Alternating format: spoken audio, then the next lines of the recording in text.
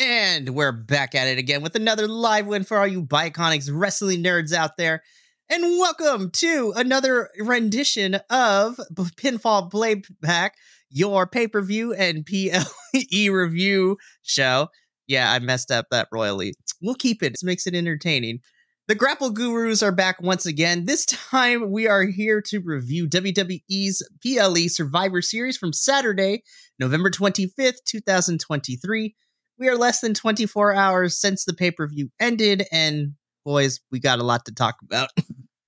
This is going matches, yeah, those are the highlights. Stay tuned because this is going to be a good one. But joining me for this rendition, I have my three lovely co-hosts here. I have Luis, JVL, and Minnie, who are joining me to review Survivor Series. This one's going to be fun. So, without further ado, let's just jump right in because we are on a time crunch here, so we're going to try to get through this as much as we can. Survivor Series opens up with the Women's War Games match where we have Team EST being represented by Bianca Belair, the captain, Shotzi, Charlotte Flair, and Becky Lynch taking on Team Damage Control being represented by Bayley, Asuka, Kairi Sane, and Io Sky. I'm just putting it out there. Match of the night. Don't care what nobody says. This was my match of the night. These women killed it. You get one participant, though.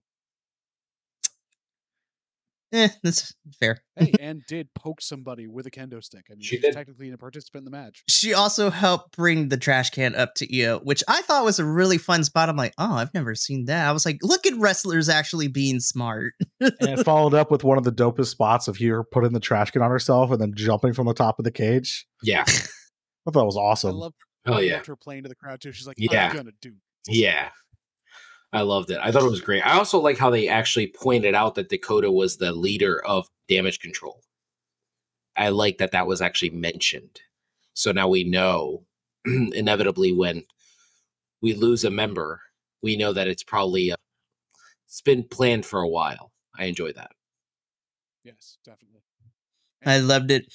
Yeah, there was a couple different MVPs of the night. There were like multiple storylines within the match that kept like coming up and getting fulfilled. And I think we talked about this on the text stream as well. Of the two War Games matches, there was no wasted effort or movement in this one. There was a lot of just, it kept running. Things were moving. The camera was always trying to find something new, and everything felt like it had a reason to be done or be done for there, which the men's one, as we'll get to, there was a lot of, and especially at the beginning, of feeling it out. Why are we here? What's next? What's the next spot? Nothing here. The women killed it. Agreed. It's the tale of two matches. It's clear that we'll talk about the men's one there, but this one here, it felt like there was so many things. It was that there was the storyline of Becky and Charlotte getting back together. There was a storyline of making Shotzi a star. There was a storyline of Bayley just being the absolute workhorse of the entire match. And then obviously, I was pleasantly surprised that it didn't happen, but I was waiting the whole time for the Japanese connection to betray Bayley. Like when they all came in with the kendo sticks, I expected them to just beat the crap out of Bayley and walk out. I was just like, oh, please don't end the match this way. But I'm glad that they did it the way they did. Inventive moves as well. We had the second mist being foiled by a fire extinguisher. Yes. You had Bianca dual wielding like a Sith, going after people with her hair whips. And there was I think it was the Sky throwing Kairi Sane in the air and her hit the insane elbow. Yeah. On Shotzi under the chairs. That was such a cool spot.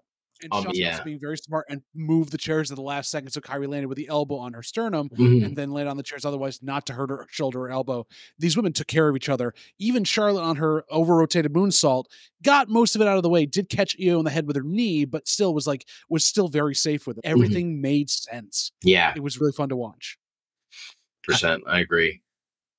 Yeah, you guys pretty much pointed out everything. Again, Dakota Kai helping with the trash can spot is always a beautiful thing. I will never get tired of this spot. And I also appreciate that commentary because of everyone in this match, Io is the veteran because this is her 5th War Game and she's been in all of them since they brought it back. Yeah. Which is crazy to me, but with Io, you have to have her in there. I'm really excited to see what happens now because Bayley technically bit the bullet because she pushed Kairi out the way from taking move and then just Finisher City all over Bailey. I think that's going to be the catalyst for the face turn for Bailey. Is they're going to kick her out because she took the pin and she technically lost them the match, but she's no, I pushed you out the way. I took the move for you. So why are you kicking me out? Like that move should have hit you, but I was being nice and took it for you. And it's going to, I think that's what they're going to play off of. I don't know if Bailey's going to go face. I think she's going to go deeper heel. She's on her own now. She's feeling completely like, pushed away. So now she's going to be even more devious. I don't think she needs to go anywhere near the babyface side of things. I agree with you. Yeah, I agree with you. If you watch her promo, her segment after for WWE.com, she actually sitting there eating a bag of chips and I did everything I could. She's if you can go find my team and tell them that. So they're like already disappeared on her last night. We already had that story. That's what I felt like Survivor Series did so perfectly. They set up so many stories for later, right away. I thought that was such a brilliant thing they did.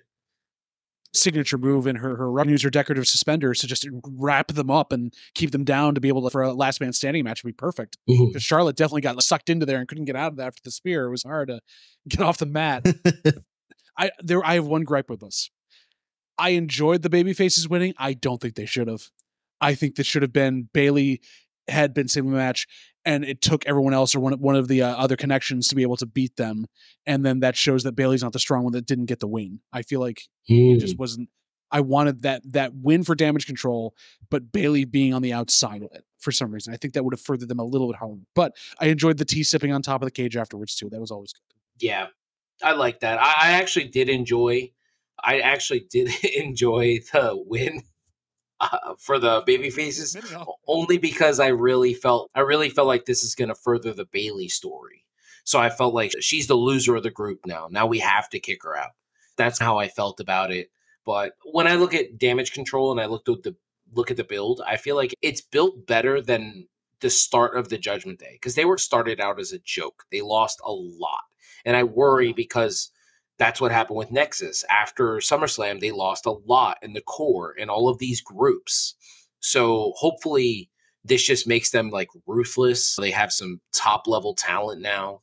But I think once they kick out, it could be a lot like with kicking out Edge, where it's now we got the weak link out of here and we could just rock it now. And I'm looking forward to a Dakota Kai promo for this to happen. That's what I'm looking forward to. Yeah, it's going to be so good.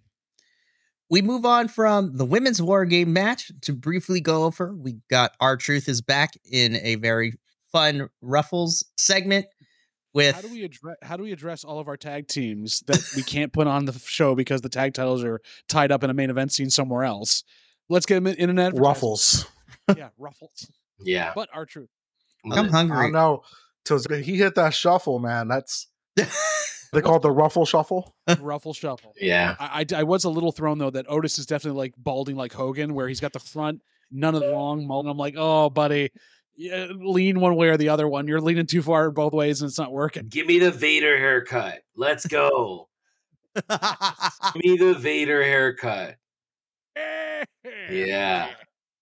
Oh my goodness. But we got the most important return. Again, R-Truth is back, so I'm excited to see what shenanigans he gets into. And to like get in the program with the Yes Boys. Oh my gosh, please, yeah. They came off as baby faces in this segment yesterday. Did. I was surprised. Yeah.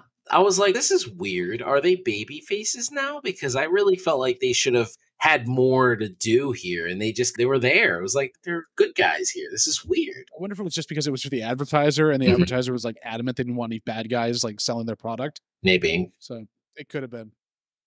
Crunch. It really was. Go for it.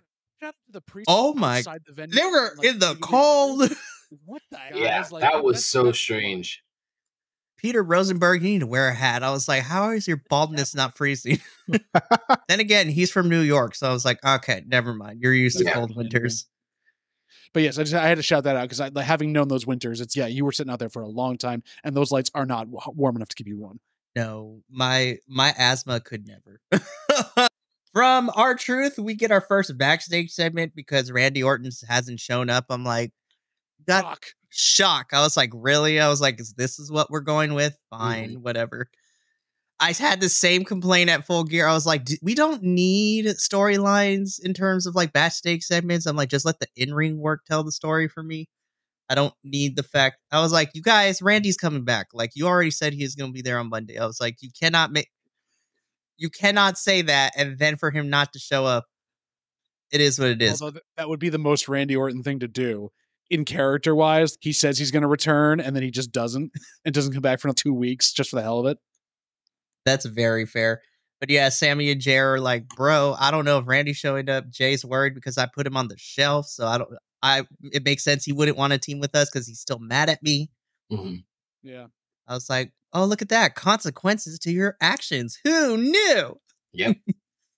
We'll talk about that brief little interaction they had because I'm like, ooh, I can't wait to see this. Which then leads into our second match of the evening for the WWE Intercontinental Championship. We have The Miz challenging Gunther for the title. And I'm just going to say the statement and I'll let you boys go off of it. This match was a lot better than I thought it was going to be when I initially saw it on the card. The crowd was behind Miz so much. Seen babyface dick kicks in a long time. Yeah. Yeah, that was like, you're a babyface, but dick kick. The only person that can pull that off is The Miz. Yeah, agreed. I mean, he said it himself in his last promo before this match. He does what it takes to win. That's exactly what he did. I mean, at this point, we know Gunther's unstoppable.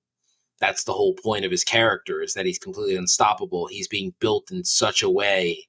He's being built the way Goldberg should have been built. This is brilliant the way it's happening. You know what I mean? And when he gets to the world title, or when he gets to his final boss, as he said on the bump, when he gets through Brock Lesnar, I think that he'll be ready for the world title. But I really enjoyed this. I would not mind at all if The Miz is the guy who takes the title off him, because I wouldn't mind seeing The Miz as I don't know, give me like a 6-month reign with the IC title as a babyface.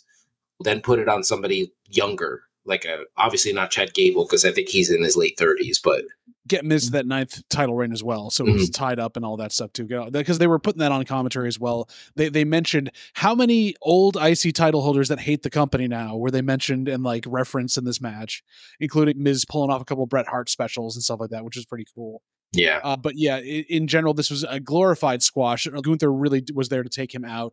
Miz held on for quite a bit. There were shenanigans involved, although the referee took way too long trying to put that pad back on. But yeah, no, I don't know if I want Miz to break Gunther's record. I think you're right. Like Miz should get it in the next year, but I feel like there has to be someone else to get this rub that like really needs that built up, because Miz is a known quantity and he's going to be where he's going to be. This needs to be like someone that has been hovering around him. If it's not Chad Gable, somebody else that just needs that next push up to be there for a while and can come back, lose to The Miz in whatever fashion, because The Miz can then go heel and do whatever he needs to steal the title back. And then we have a good run up until whatever Mania or anything else. And it's a big, but yeah, I mean, there's a guy whose uncle's really good at math. He's in NXT. I wouldn't mind if it was him. That would be great. Well, I love that. Now was the good time to move him up. Vince is Mr. I'm an anti-Steiner is gone with Big Papa Vince. Yeah. So we can definitely, I would love to see. Corbin to have a run? I think. You don't want Baron Corbin to have a run? No. Ooh, listen. He's definitely improved. I think Baron Corbin's money, people hate that man with a passion.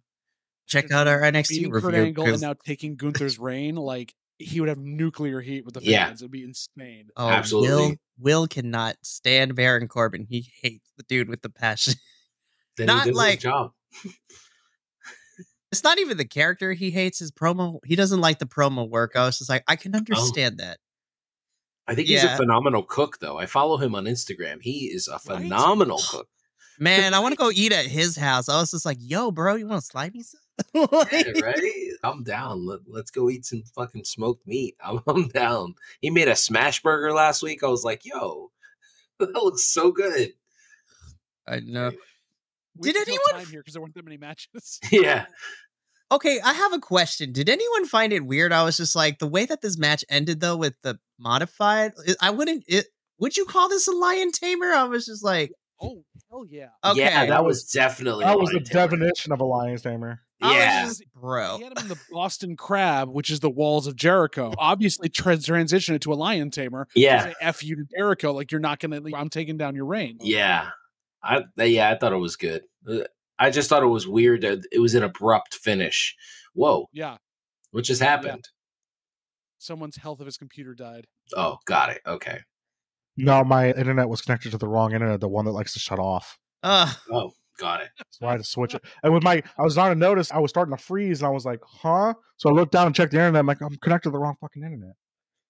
We're past a minute. I can cuss now. We're good. Okay. Yeah. Okay, nice. But yes, Mikey, it was a lion tamer. He pulled it off, and Miz sold it incredibly well. Yeah. There was a moment in the match where I thought Gunther possibly may have blown out a knee, like when he did his off the top rope. Do we even call it a splash? Oh my God, what's such a bad spot? He overshot it. He completely hovered on him. I was just like, man, that might be the worst move I've ever seen Gunther hit. I thought he blew out a knee because the way that his knees came up when he landed on the mat, I'm like, oh no, stop it. Listen, I'm like, your wife Jenny is already retired from wrestling because of an injury. We don't need you to be retired too because of an injury, man. I miss Jenny. Listen, I don't understand what this deal is with professional wrestlers not wearing knee pads like him and Rhea Ripley. Rhea actually tearing an ACL once. Guys, just put some gear on. Like, it's not that hard. I don't get it.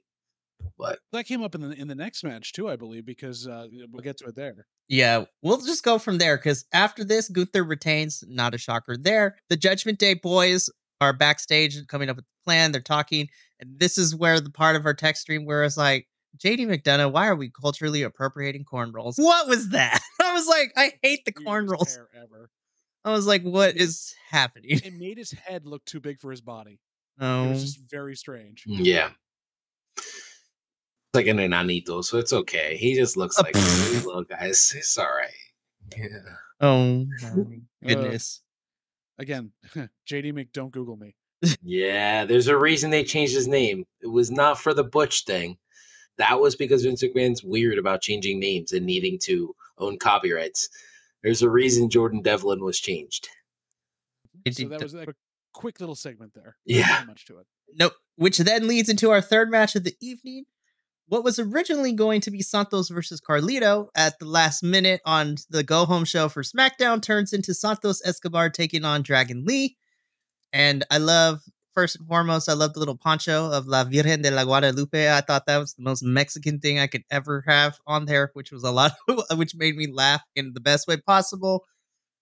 This was your typical cruiserweight match for me, given the fact that, what's it called?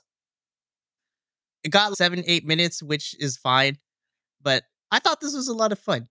Yeah, I agree. I thought this match was pretty good. It was very reminiscent of La Parka versus El Dandy. Like, it wasn't meant to be Hoovy versus Psychosis. It wasn't meant to be that. This was just to further the story that Santos is that guy who dominates people. And I totally get it now. When I watch him beat Dragon Lee the way he beat him, it makes sense to me because it's, why would you bring back Carlito and have him job out at, his very first pay-per-view match? He's already lost to Bobby Lashley.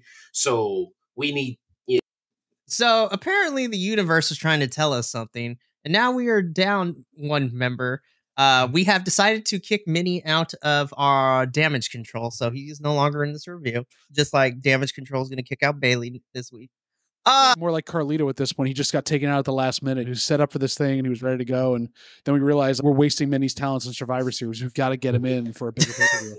100%. Yep. 100%. He's going to come back strong for this end of the year podcast episode we're recording next week, hopefully. So where we last left off, we were just at the beginning stages of talking about Santos Escobar versus Dragon Lee. I really enjoyed, like I said before, I enjoyed this match, your typical cruiserweight kind of stuff. This was a match where maybe 2 more minutes, I think, would have been fine, but hopefully we get to more matches between these two down the line. Yeah. Yeah, I really one thing I was surprised about was there was no other like after the match celebration from anybody that Santos is bringing up, or nothing with the LWO reacting. It was just there, which was cool. It felt, like I said, it felt like second hour cruiserweights from WCW Nitro in the 90s. Yeah, I like that. And that's a good call. I enjoyed the story of it. I think it's nice. It sets up Santos as like this major heel, and WWE is they're always about the next big heel. So we'll see what happens. And to be honest, that promo that he cut in the Tony Montana stuff, he had Dom heat. That was nuclear heat he was getting from the fans. So I'm down. You know, he's done a lot of work on his English and his in-ring ability. He is just, let's give him all his flowers, man. Let's enjoy this version of Santos. I'm also happy that he has his NXT theme back as his entrance music, which I love so much more. Yep. Can't wait till Humberto and Angel join him. They form their own group. Let's go. 3 of them, just super underutilized talent. Let them feud with LWO. I think it'll be good. I'm excited. I hope Triple H books that really well and just treats our talent the way that it needs to be. But as you said, Santos Escobar picks up the win here. I would have looked at this pay-per-view sideways had he lost. And again, I have to untrain myself with a lot of things because I'm like, oh, they're building up this heel. Oh, he's going to lose, isn't he? He's going to lose. But I also have to commend Dragon Lee not being in WWE for that long and just having a meteoric rise to main roster status is a feat to behold. I can't wait to see more from both of these men. From here, we jump into our semi-main event for the WWE Women's World Championship. Zoe Stark taking on Rhea Ripley for the championship. I had to pause while I was watching this upon first view last night because I looked at Rhea's attire and I was like, ma'am, how do we wrestle in chaps? I was like... She pulled it off. That's what she does. It was a choice, but she made it work. Yeah. I did feel bad for her losing her gauge halfway through on that German. Oh my gosh, bro. I was just like, oh, you know that hurt. Listen, Rhea Ripley is this unbelievable talent, and I don't know if we've ever seen anything like her, to be honest with you. She's so special. She has this ability to go out there and have a 3-minute match with someone and make that person look like a superstar. She can work a 20-minute match with someone and make that person look like a superstar. She can work a schmoz match and that person still comes out looking like a superstar. I swear, I forgot if it was Corey Graves or whoever said it or Chris Van Fleet, but there are so many more Zoe Stark fans today, all because of that match.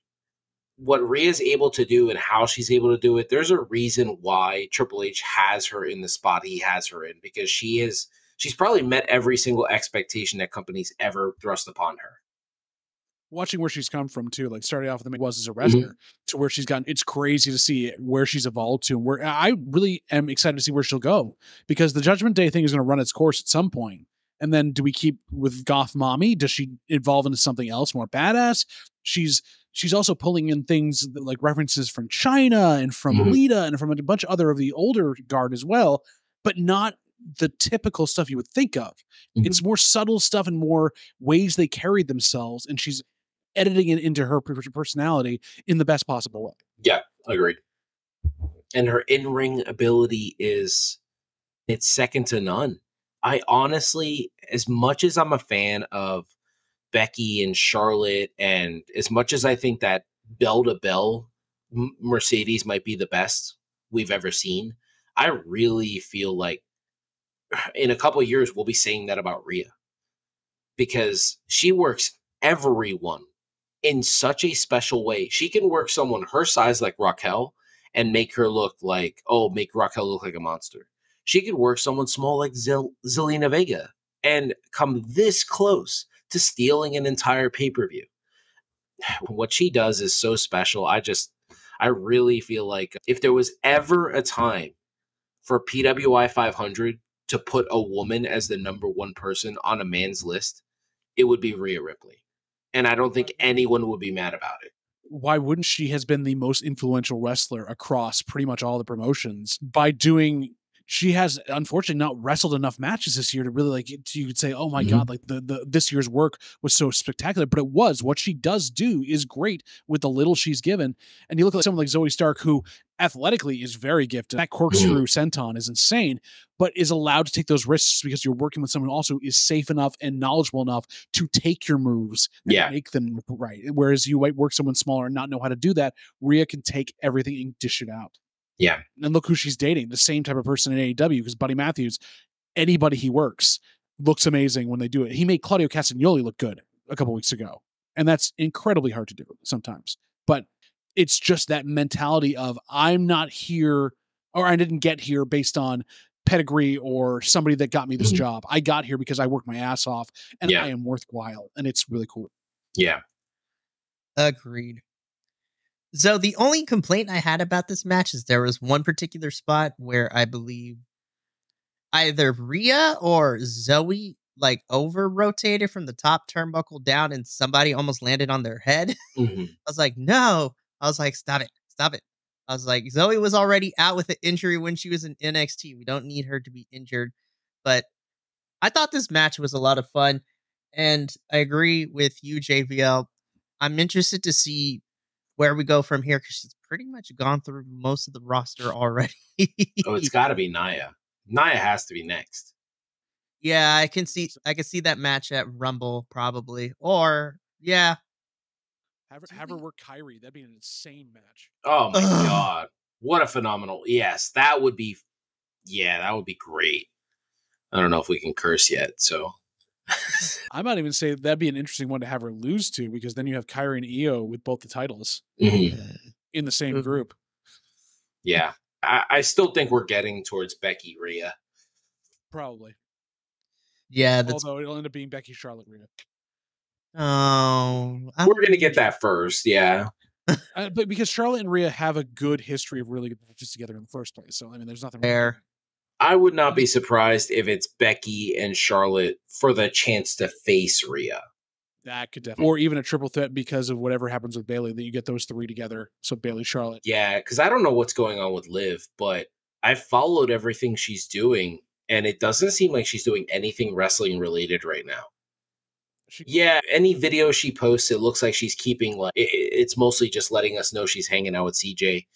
But I would really like to know if she's working, if she's training, if she's doing anything, because I feel like that's the match that fans want. They want Liv versus Rhea. So if Liv came back as a surprise entrant and won the Rumble, I feel like a lot of people, they'd be happy. And I don't think a lot of people would be surprised either because of how she went the distance last year too. Right. Don't get me wrong. I love Liv Morgan. I was one of the few people that loved him when she became championship, though the booking afterwards was horrible. I don't know. See, I'm a little as much as I think the match would be good, I'm a little trepidatious into putting Charlotte in there because LOL Charlotte gets a championship match again or in contendership again. Now, if we're not going to have a triple threat because at Elimination Chamber, we're going to get a men's and a women's Elimination Chamber. I have this theory that the men's is going to be the right to have face a WrestleMania. Yeah, either face Roman or to have a championship match, which I think Cody's entering that chamber, winning the chamber, and he's going to go on to face Roman because now that a certain somebody is back, I think that changes who wins the Rumble this year, but we'll get to that towards the end of the show. And then I think for the women's chamber, I think it'll be the same thing. So if not a triple threat, I think putting Charlotte and Becky in the Elimination Chamber for Becky to win to face Rhea, I think would be fine. But we'll see what happens because who knows? Rhea has to defend that title. So if it's not for number one contendership, I can also see them throwing Rhea in the Elimination Chamber to defend the title in Elimination Chamber. Which I wouldn't say no to as well. Like seeing her defend in the Elimination Chamber would be insane. It would be so beautiful. I would just really like WrestleMania to have at least 4 women's matches this year. Give me Charlotte versus Bianca, which is the match we all want to see. Give me Becky versus Rhea. Give me Io versus Bayley. What's wrong with that? And then give me Chelsea and Piper against what? Asuka and Kyrie. Yes. 100%. Yeah. I was gonna say Katana, and That's also a good choice. But if you got them back, you want the Empress tomorrow and Kyrie. Yeah, that would be great. Yeah, and Chelsea deserves that spot because she's worked her ass off, man. She was hysterical in that Ruffles commercial. Oh too. my gosh, right? Listen, we here at the Bi-Conics, we stand. We don't support, we stand Chelsea Green in this household. Yep. And Piper Niven. Yeah. Both of them. Yep. I love that since Piper has been teamed up with Chelsea. I love Piper's, what are you doing? I love that she's playing the straight man in all of Chelsea's nonsense. She's, what are you doing? Yep. But we know she can go. We know Piper can go. The both of them can go. A lot of people don't know this, but Chelsea can do everything that like any professional wrestler could do. She's a better in-ring performer than her husband. That's not saying much to begin with, but yes, she definitely is. Agreed. But also, I'm kind of going down this route as well because we're coming in. They were announcing we're around us getting ready to get into that in about 9 weeks. There's going to be a face-off between Nia and Piper in the Rumble as the two big like behemoths going after. Yeah. Yeah. Give me that. It'd be so fun. Give me that Shawn Michaels spot. That's what I want. I want Becky Lynch to eliminate them both. Give me that. Just give me that Shawn Michaels where he eliminates Vader and Yokozuna. It just was so stupid. It was just even better. If you want the full Shawn Michaels, you give it to Zelina Vega. Who's yeah. Yes. I would love that. That would be great. Yeah. Oh my goodness. We're talking But about we're talking about other stuff again because we're at the main event. Yeah, we're at the main event. Yeah. Yeah, so after the women's championship match, Team Cody is freaking out because Randy Orton still hasn't showed up. I'm like, you guys really can, whatever. I feel like this whole will Randy Orton showed up, won't he not be a part of this? I'm like, we know he's showing up. Calm down. But we get into our main event, which is the men's War Games match, which is the Judgment Day being represented by Damian Priest, Finn Balor. I was going to call him Pin Balor, but he didn't get pinned in this match. You mean don't Google me? Yeah, JD, don't Google me with cornrows, which I was like, why? And Dominic Mysterio alongside Drew McIntyre. See, I wanted to shout out Drew because we were talking about knee pads good there. I was like, Drew McIntyre wears knee pads, bro. Like, calm down. Like, you can't too. Yeah. And so Judgment Day and Drew took on Team Babyface, which is Cody Rhodes, Jey Uso, Sami Zayn, Seth freaking Rollins, and then, of course, Randy Orton. Everybody enjoyed that the babyface cage had a piece of plexiglass put in there that they thought no one would see, so Jay could stand on top and do his thing. I saw that. Okay. So I think towards the second half of the match when everybody was in, I felt like it started. Actually, no. I say when Drew got into the match, that for me, that's when it kicked in. Because before that, I was just like, we're just walking around a little bit. Like, what is... I disagree. I disagree. Oop. Drew was still walking around, too. There was a lot of walking around until he got everybody in. I agree. I actually have the match playing right now as I'm talking to you guys because I wanted to talk about this match. I thought that this match makes sense to me if it starts directly after the women's match, because what you tend to do is what Kenny Omega, Jericho, and the Bucks did last week. If you start after a banger, you have to start slow so you can be the reason that the crowd jumps up. They didn't have that. Zoe and Rhea was a standard match. It was just the champion wrestles. It was like Dean Ambrose versus Dolph Ziggler or SummerSlam. You know he's not going to drop the championship. So let's just go out there and give you like a mediocre match because there's other important stuff on the card. That was my issue with this match itself. I felt like it started so slow, but I am exhausted with these fake cash-ins. I'm exhausted with them. Like, you've got to give me something. Either he's going to win it or he's going to lose it. But, like... With who's come back now, like, that throws too, because now what the hell are they going to do with the title picture? It's crazy. I'll do though, while you're watching, let me know when you get to JD McDonough's entrance, because he has Zippy the Wonder Boy. They're like, I'm coming, Finn. I swear I'm coming. Yeah, it is very strange. No, I'm in the match now. Yeah, I've had it all, like, actually playing as we've been, because I wanted to stay on topic. I like to do that. I don't know if it was nerves or what, but I'm like, JD, I need you to fix your face, dude. What? I couldn't figure out where he was. He was all over the map. Yeah. He showed out, though. He really showed out. He took all, minus Dominic Mysterio getting beat up for his lunch money.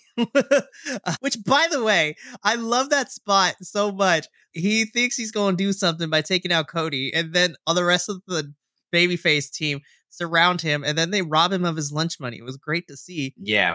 JD was taking all these hits from everybody. That RKO though, I was like, that was a beautiful thing. Spoilers: Randy showed up. Yeah, I mean, absolutely. So we get down to the final call in or the final countdown, and it's Rhea Ripley, and I'm thinking like, yeah, let's go get her in this match because I want her to get that RKO because that's all. Female referee with her too, which I love as well. We're not no men with this. We're gonna do this right, and so they're dragging her down. Exactly, I love that because she's catching an RKO. She is. She's finally met her match. This honestly. I feel like this is what we've been like leading towards. Every time she interrupts, every time she gets in the way for Dom or anything like that, everybody's wow, we can't do nothing. And Randy's gonna do it. It's gonna happen. It's come on, you really thought? And she's gonna sell the shit out of it too. She is.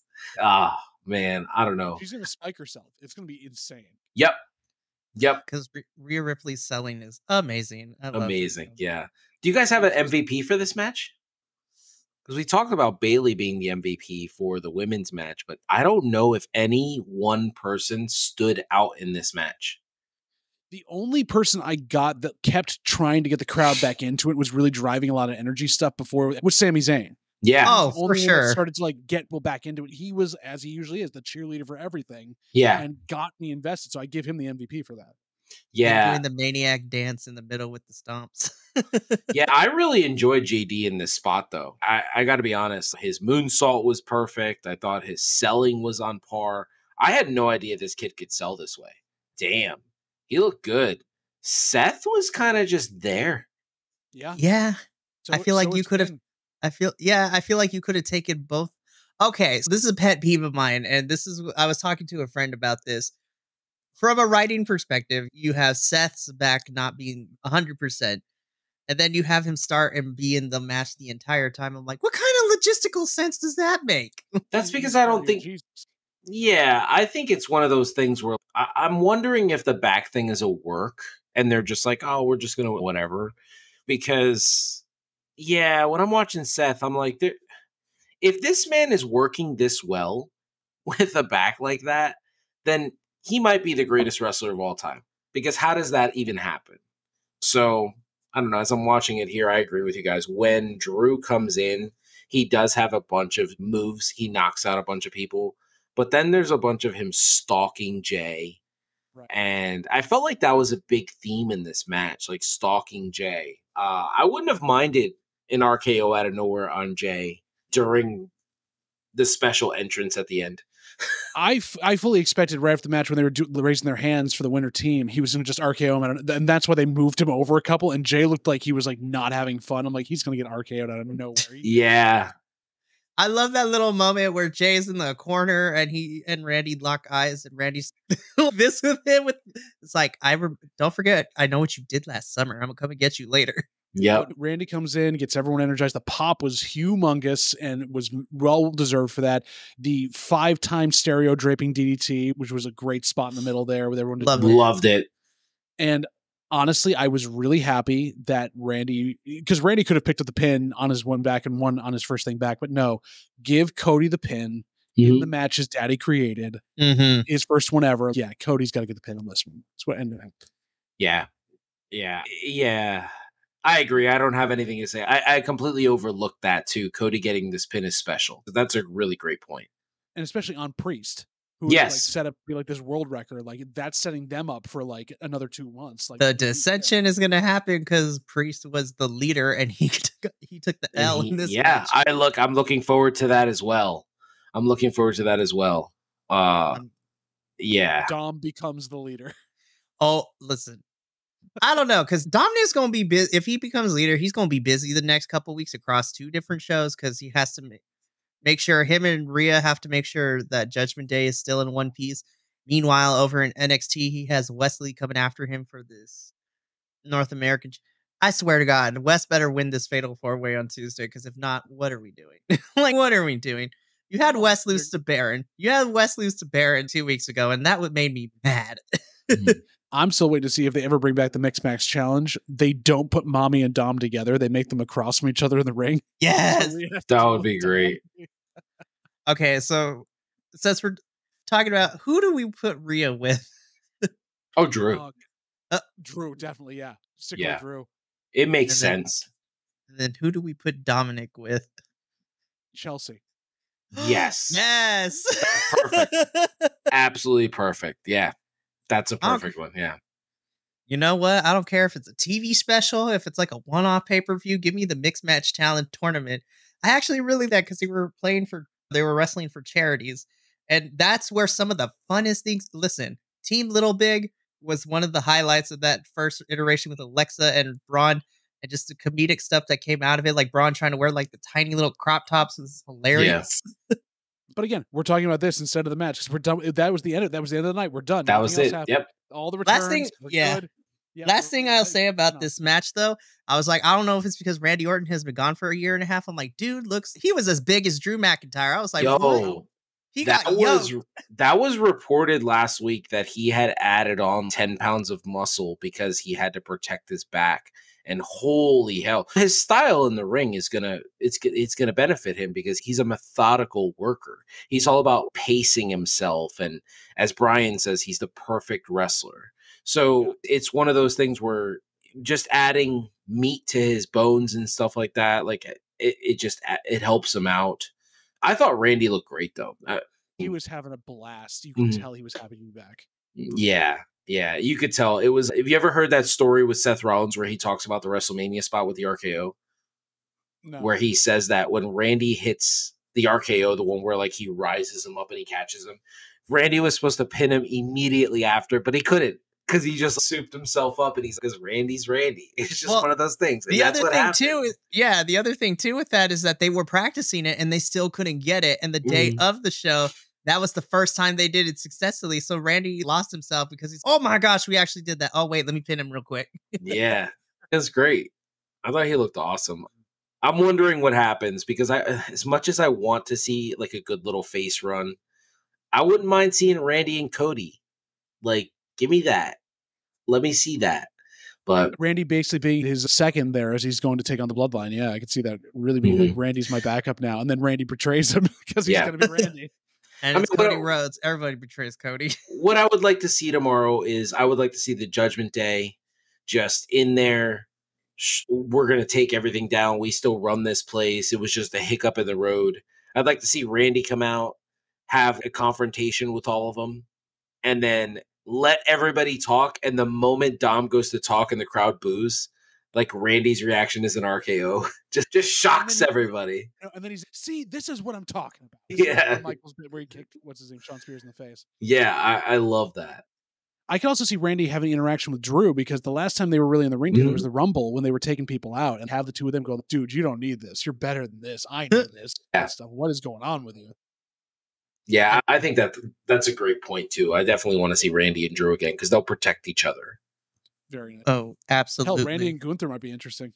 Ooh. Yeah, let's go. That'd be great. Listen, I just want Randy versus the world now that he's back, honestly. Yep.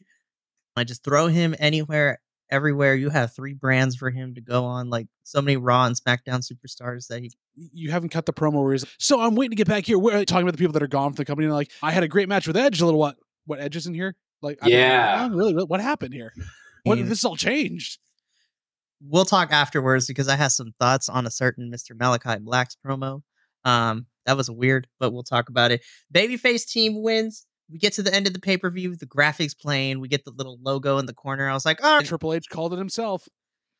I'm getting ready to turn this off last night, and all of a sudden, Cult of Personality starts hitting. I'm like, holy hell. I'm sitting there going, there's no way. Yeah. They got us good. Yeah. Damn. That logo in the bottom of the screen is what did it for me. I was like, okay, I'm good. You know what I mean? I've been really pushing this point, like speculation versus expectation. Like I've really been pushing this point. And I was like, all right, like I didn't expect him at Full Gear. I know he's not in the devil mask and things like that. And I was like, it's okay. We got Randy Orton. That's why they showed him to us on Monday. But this was very reminiscent of Ronda's debut. When Asuka won the Royal Rumble, it was like, okay, Asuka got the big win. We're celebrating. The women are all excited. And then, boom, bad reputation hit. That's what happened. Yeah. I don't want to forget about that chokeslam spot, though. That chokeslam spot was awesome yesterday. Triple chokeslam. Yeah, it was great. It was great. But yes, when that logo popped up, that's when I thought Randy was going to turn and hit Jay with the RKO. Oh yeah, got the whole time yet. That's what's going to happen because it's going to go off the air on that. Yeah, and then this comes and he comes out and CM Punk is there in all his glory, stealing the haircut from Bryan Danielson and his entire outfit when he joined AEW, and just he had them call out it's clobbering time. Everything came back to them going, "You're about to make a ton of money, aren't you?" And I don't know how to feel about you right now. I'm happy to see you, but I'm also like, Okay, before we get into our feelings about it, let's go into the news reports, because I would like to thank the wrestling community that were there at the show, because we got to see some video footage of everything. It's all work. Oh, yeah, for sure. Work, yeah. It's all at work, but Seth Rollins like flipping off Punk and cursing him out. Also, I love the fact that Randy Orton just took a chair and sat down for the whole entire He was thing. laughing and waving to him. He's like, hi, Punk. Boy, he did the Randy Orton pose. I thought it was great. Him and Jay had a lovely moment while this was all going down. Mm-hmm. Yeah. Michael Cole, Corey Graves, and Sami Zayn having to hold Seth Rollins back. Yeah, that was a good spot. I love Drew it. McIntyre storming out of the ring, apparently. That wasn't part of this. Apparently, yeah, I was just like, ooh. I was like, I want to know what's the tea behind that. I was just like, yeah, I'm curious. I thought that was a work too, but I guess we'll find out. I'm hoping it's a work, but I can also see, because Drew technically hasn't re-signed with WWE from what I could find. And then from the report saying that they're not going to pay Drew a lot of money, or they're not too happy about him missing a lot of dates because he misses his family back in Scotland and whatnot. Mm-hmm. And then you bring in CM Punk with all this money you had to shell out to get this man here. I'd be feeling some kind of way too. Also, on top of that, from what we're hearing from a lot of the top guys there too, because this was such a thing, it didn't get done till the day of and all that stuff, nobody was told. And Drew has come out and said, like in the past, like, you're trying to build trust with your stars and you don't even trust us with something this big, even on the day. That speaks a lot to how you feel about us. And like he's a guy who like goes to bat for WWE and all the interviews. He's game for anything he wants to. He's a great ambassador for them.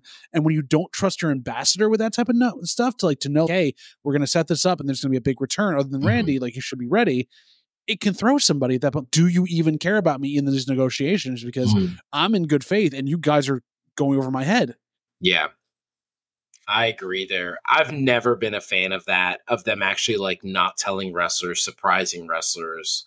I'm all for that if something's going wrong and they need to pull an audible, the ref lets them know, oh, we're actually going to go this way in the championship match. Okay, that might be a surprise. It might actually look genuine. Like I've always had the opinion that when Kevin Owens won the Universal Championship, that was an audible called that night. I still felt like Big Cass was winning that night. That's what it felt like, the way they were leading with Big Cass. It felt like he was the guy. And then I feel like something happened in the match, and that's why Triple H got involved. It just didn't feel fluid. It felt like that was the audible call. Because I know Kevin Owens refuses to let us know. He's actually pointed this out before, where he said, yeah, then it looks like I did a really great job doing my job. And I was thinking like, no, bro. I've seen you like in the Hammerstein Ballroom with Shinsuke Nakamura. You're not that good an actor. No, you're not. I'm sorry. Yeah, and you could tell from everything out there. I think if anybody that may have known what was coming, it had to have been like Randy backstage, who was waiting to come on. Like, yes, he's seen all the stuff going on. That's why he's laughing about what he knew this is going to create tension, and he's enjoying the spectacle of it. But yeah, like Seth on the fly having to go that far when it wasn't in character enough for Seth to be like, and I'm not saying like he had to do a full character like kayfabe because it'd be fake at that point, but this felt, oh crap, I have to have the right reaction, but I'm going to overcorrect to this whole thing of going farther than I need to at this point. And it just seemed a little too overproduced that way as well. Like he just didn't know where to put himself. So agreed. Mr. Punk is there. Mr. Punk is in. Mr. Punk's going to make a bunch of money, and hooray. Which then leads into what I was mentioning before we started recording too, because now that Punk is back, that throws a lot of stuff for me. I think Punk is winning the Rumble, and I think it's him versus Seth night 1 at WrestleMania. I think who knows if Punk is going to get the title. I'm not going to worry about that until we get there, but listen, I'm going to wait and see. I'm also in the camp. I was like, I don't know how I feel about this, but I don't want to be a naysayer either, because I want to see what Triple H and the rest and WWE do, and we shall see what happens with that. But how long do you think until they have tomorrow night? And during the press conference, Cody did the best he could. He's listen. I was just like, if he could bring something to the table, then sure. I was just like, but Cody, you left for me. Whatever. Cody's sitting there watching. Yep, I'm not going to finish the story. Yep. Nope. There's another chance gone. Yep. Yeah, I completely agree. I think that's a real possibility here that Punk steals his moment. 100%. Because, yeah, it sucks for Cody, obviously. Yeah. But at this point, I feel like you'd have to be in denial to not say that Punk might be the biggest name in wrestling right now. He's so polarizing. He's everywhere. I talked about this earlier today. We went 9 months with this man being injured in AEW, and there was more talk about when is Punk coming back? Is Punk coming back? Is he going to be fired? Than the actual feuds that were happening in the entire company. That was what in the arena. Yeah, that's exactly what it was. And I really feel like this was one of those moments where they're like, but I will say this, there's no way Punk took this contract without a guaranteed main event at WrestleMania. That's the 100%. Only thing missing from his career. 100%. And probably an apology as well. Like a written or like standard apology that's going to be out there. My thing that I'm worried about with this is, and there was an article done in either Bleacher Report or one of the other places about this, where the disappointment in CM Punk now, because him coming back this early to WWE proves that he's not the character or whatever he portrays himself to be or that he thinks he is, of the voice of the voiceless, all that stuff. He has finally shown who he really is, that he wants to do what he wants to do to make the money and do the thing he loves. And I don't agree with that as much, other than if I see Punk show up on a Saudi Arabia show, then I know that he's all talk and no fluff, because he purports all these things of like, again, for human rights, for certain things. Yeah. And if he sells his soul for money, then I know that he never believed it in the first place. So I can't say that yet, but this definitely like smells of, I want to get mine back and I want to make money doing it. And honestly, this is my home because they're going to take care of my body better, which is great. Mm-hmm. But at the same time, like, I'm really here to basically F you to Tony Khan and F you to everybody that says I can't run. Yeah. Yeah, I feel the same way. I'm one of the people that feel like Punk craved structure. I don't think he liked the fact that the inmates were in charge of the asylum.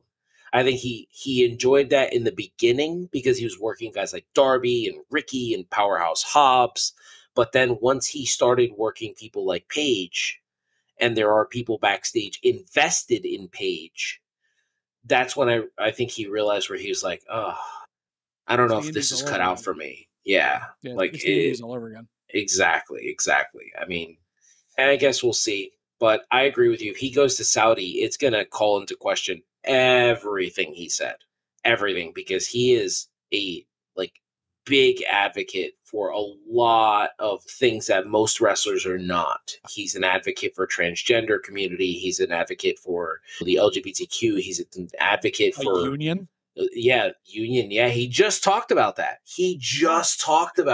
And now he's in a union busting company. Like, this is why there's a little bit of smoke to this, which is crazy. Mm-hmm. But yeah, if he goes Saudi, and especially like how he could square that with his wife too, who would like anything to do with that. Like, she's a second, third, fourth class citizen there. Like, how he could square that with himself, I don't know. Yeah, I am curious. Not for a while. January's the next one, right? Yeah, I believe so. Yeah. Alrighty. Last thing that we got to do is we give our final ratings, and then we are good to go. I'm going to give this at a scale of 10. I'm going to give this a solid 8.5 out of 10. I thought there wasn't anything necessarily I hated with Survivor Series. I think it was a solid show from beginning to end. The women definitely kicked the most ass, and that women's war games is my favorite. But yeah, I give it 8.5 out of 10. And I'll get it off here. I can't go that high. There were a lot of great pieces of this, and I hope that WWE learns its lesson from a pay-per-view with 2 large multi-person matches on the card at the beginning and the end of the thing as we go into the Royal Rumble, and keep the middle of your PLE short and to the point. But I'll give this a 6, and I'll keep it there. It wasn't the best one ever, but for a big 4, it was better than it had been for a long time. So 6 is where I'm going to stay. That is very fair. And that brings us to the end of this review for Survivor Series. So WWE pay-per-views, we're done for the year because the next pay-per-view for WWE isn't until January 2024, which is Royal Rumble. So we are now entering the Rumble season. But of course, Mikey and I aren't done for this year. We've got quite a few other ones to do on the AEW side, so come check us out there. I'm going to invade this pay-per-view review and say, come to the dark side. Lord have mercy. We have World's End, and then we have Final Battle. NXT has a pay-per-view. Impact has their final pay-per-view before they rebrand to TNA. It's a lot. But if you want to check out all those future... Come with us! Join us along the journey. But if you enjoyed this review, make sure to check out all the other stuff we got going on at the Bi-Conics Wrestling YouTube channel. Follow us all over the social medias at bcwrestlepod.